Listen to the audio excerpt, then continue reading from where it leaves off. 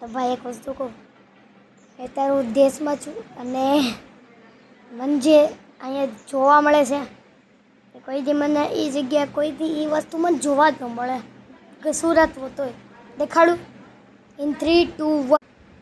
આ જો આખું આ તો આખું ફેક જ લાગે પણ તો એ રિયલ છે, ફેક નહીં, ધૂપ એ નહીં પણ તોય ગરમ તો બહુ છે.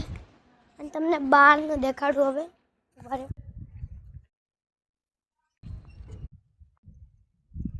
હા જો અહીંયા આખું અમારું છે. અહીંયાથી આ વીજળીનો થાંભો આને કહેવાય દેશનું લાઈફ. આમ જો ગાય હોતા છે, જો આરામથી જોઈ છે બધું.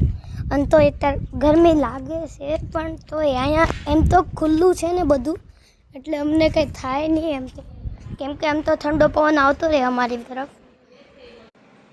તો બાય ગાઈસ. હેલો, સોરી ફરીથી.